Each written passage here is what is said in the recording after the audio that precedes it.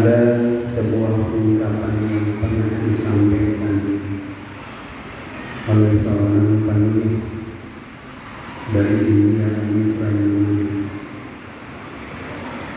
Life is not perfect. Yet life it has many bends up and down, but it's beauty. Hidup itu tidak sempurna, persis seperti jalan, tidak selamanya lurus. Sekali waktu kita berbelok, mungkin ke kanan, mungkin ke kiri. Dan kesempatan kita bertemu dengan sebuah tanjakan yang menjadikan kita merasa terbebani dengan banyaknya persoalan. Dan sekali waktu kita berhadapan dengan sebuah kondisi turunan tajam yang mengharuskan kita melangkah penuh dengan kehati-hatian dan juga kewaspadaan. Semua kita tidak ada yang selamanya baik. Pasti pada satu waktu kita pernah juga berbuat tidak baik atau melanggar aturan. Tapi Allah Zat yang Maha Pengasih, Maha Penyayang, Maha Pengampun, Maha Bijaksana, memberikan kesempatan kepada kita untuk menghapus kesalahan itu melalui berbagai macam rangkaian ibadah yang kita tunaikan. Mungkin dengan sedekah, kata Rasulullah, inna as-sadaqatu tanfa'ul. Dan juga hadis ini disampaikan kepada kita, taqillaha haitsu kunta wa sayyi'atan hasanatan murah. Wa khaliqin nasa bi khuluqin hasan. Ikutilah perbuatan salahmu dengan perbuatan yang baik, maka kebaikan yang dilakukan insyaallah akan menghapus keburukan yang terlanjur pernah kita lakukan.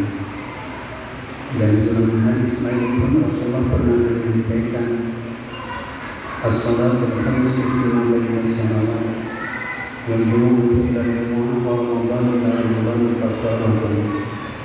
Salat 5 waktu yang kita tunaikan dari satu waktu ke waktu berikutnya, dari satu Jumat ke Jumat berikutnya, dari satu ibadah Ramadan ke ibadah Ramadan yang berikutnya adalah kafaratun, sarana untuk menghapus dosa dan juga kesalahan yang pernah kita lakukan. Mudah-mudahan seluruh rangkaian ibadah salat kita, ibadah sedekah kita, ibadah baca Quran kita, menolong orang lain yang telah kita lakukan menjadi amalan yang diterima oleh Allah Subhanahu wa Ta'ala, hingga semua itu dapat menghapus dosa dan kesalahan kita. Harapannya di saat kita kembali nanti menghadap ilah Rabbi sudah terampunkan dari seluruh dosa dan kesalahan. Kita dilahirkan dalam keadaan bersih. Mudah-mudahan ketika kelak meninggalkan dunia ini pun menghadap ilahi sudah terkondisikan pula dari segala noda dan dosa yang telah kita lakukan selama hidup ini.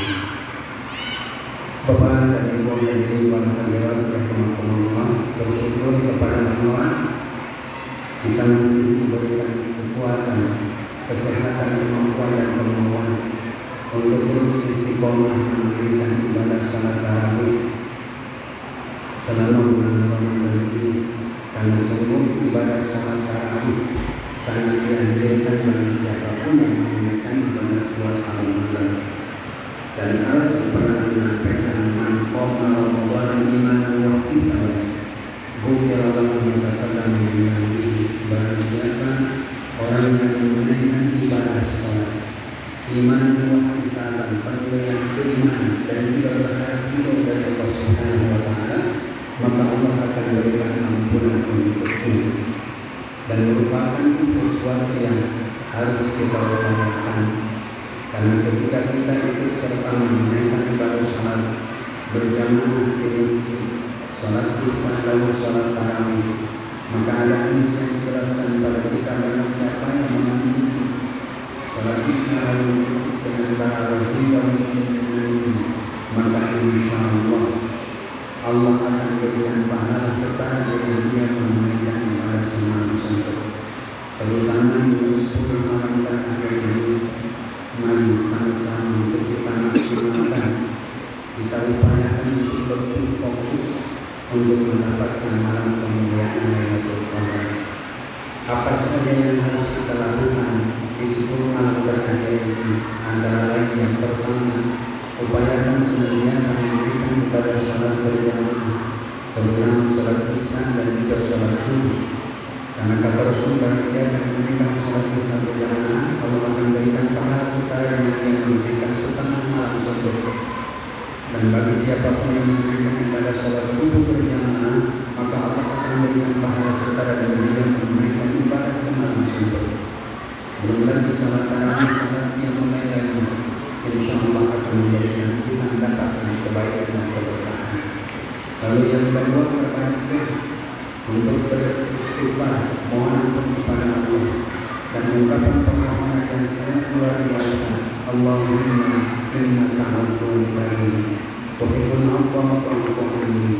Allahumma innaka afuwwun karim tuhibbul afwa fa'fu anni.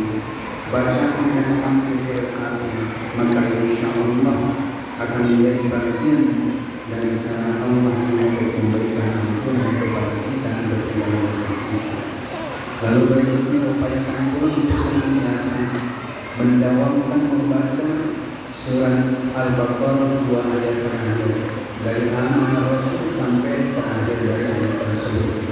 Karena ini pun pahalanya sangat luar biasa. Dan berikutnya tentu kita berupaya untuk bersedekah semaksimal yang kita mampu. Bayangkan andaikan kita mendapatkan malam kemuliaan Lailatul Qadar, ibadah kita dinilai setara dengan beribadah 1000 bulan. 1000 bulan itu kurang lebih 83 tahun. Jika umur kita telah ditakdirkan Allah 50 tahun saat ini, minimal 40 kali Ramadan kita telah menunaikan ibadah puasa. Andaikan 10 kali dan 40 kali Ramadan kita pernah mendapatkan kemuliaan malam Lailatul Qadar, berarti ibadah kita sekarang dengan 830 tahun. Luar biasa. Lailatul Qadar tidak pernah diberikan kepada selain umat Rasulullah Muhammad SAW. Oleh karena itu, manfaatkan dan fokuskan kepada kita hingga mendapatkan kesempatan untuk bertemu dan mendapatkan kemuliaan Lailatul Qadar. Lalu kira-kira kapan Lailatul Qadar itu tiba? Tidak ada yang dapat memastikan, kecuali Imam Ghazali ini pernah memberikan gambaran dalam kitab yang mungkin atau beberapa keterangan dari kitab lain itu pernah menyatakan bahwa Lailatul Qadar itu biasanya akan berdasarkan pada kapan puasa itu dimulai. Yang pertama, jika awal puasa terjadi di hari Ahad atau hari Rabu, maka kemungkinan Lailatul Qadarnya pada malam ke-29. Jika awal puasa jatuh pada hari Senin, maka Lailatul Qadarnya jatuh pada malam ke-21. Jika awal jatuh pada hari Selasa atau hari Jumat, maka kemungkinan besar Lailatul Qadar akan jatuh pada malam ke-27.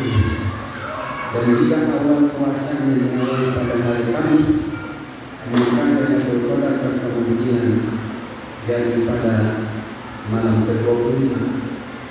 Lalu jika awal puasanya dimulai pada hari Sabtu, maka kemungkinan Lailatul Qadarnya jatuh pada malam ke-23. Tapi ini bukan satu kepastian, karena awal puasa bisa bervariasi. Boleh jadi kita memulai hari Sabtu, mungkin ada orang lain yang memulai hari Ahad atau bahkan hari Jumat, sehingga kemungkinan orang lain genap lalu kita ganti, atau kita genap orang lain ganti, bisa saja terjadi. Namun yang jelas pasti 10 malam maksimalkan dan fokuskan biar kita termasuk baik dalam kelompok yang ganjil maupun yang genap dalam hitungan yang pasti, dan mudah-mudahan kita semua mendapatkan malam kemuliaan Lailatul Qadar. Mudah-mudahan ada manfaatnya yang dapat saya sampaikan.